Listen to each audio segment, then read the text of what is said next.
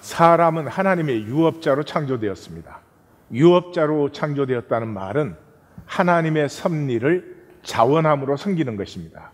그러면 어떻게 하나님의 섭리를 알게 됩니까?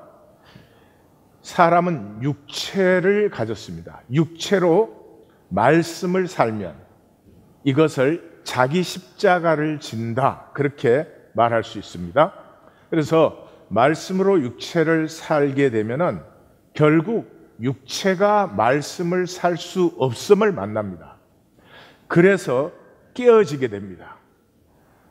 그래서 사람이 깨어졌을 때 비로소 하나님의 가슴을, 하나님의 섭리를 알게 됩니다. 탕자의 가슴이 깨어졌을 때 아버지의 가슴을 만난 것과 같은 얘기입니다. 그런데 천사는 영적 존재입니다.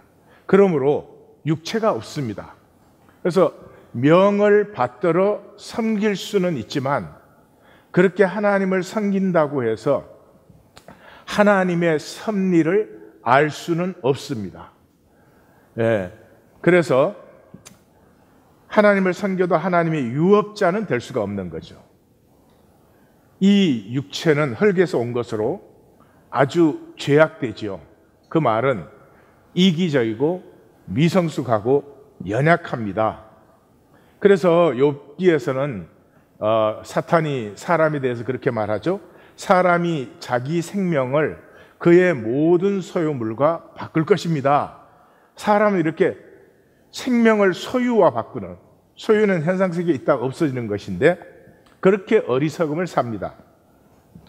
그래서 사탄은 천사이니까 육체가 없죠. 그러니까 말씀을 육신으로 사는 성육이 없이 자기의 이론 지식으로 사람을 보니까, 인간은 하나님의 유업자가 될 수가 없어요. 너무 죄악되고 연약하고 어리석어요. 이것은 하나님의 토탈 미스테이크로 보여요. 왜냐 그러면 이 사탄은 이론 지식밖에 없기 때문에 이론 지식의 특징은 항상 판단 정죄하는 것입니다.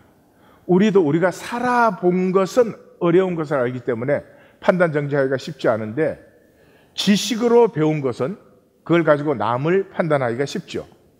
그렇게 해서 사람은 안 되고 자기는 하나님의 뜻을 이루어 드릴 수 있다, 이렇게 생각했기 때문에 사탄이 된 거죠.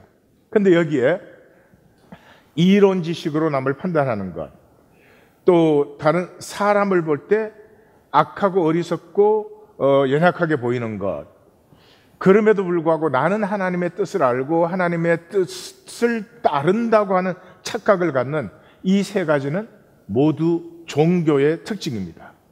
그러니까 종교는 사탄의 괴계에서 나온 것입니다. 이걸 허락하신 것이 하나님의 섭리입니다. 그러므로 우리가 종교를 넘어설 때 하나님의 유업자가 될 수 있습니다. 열쇠는 어디에 있습니까? 섭리에 있습니다. 섭리.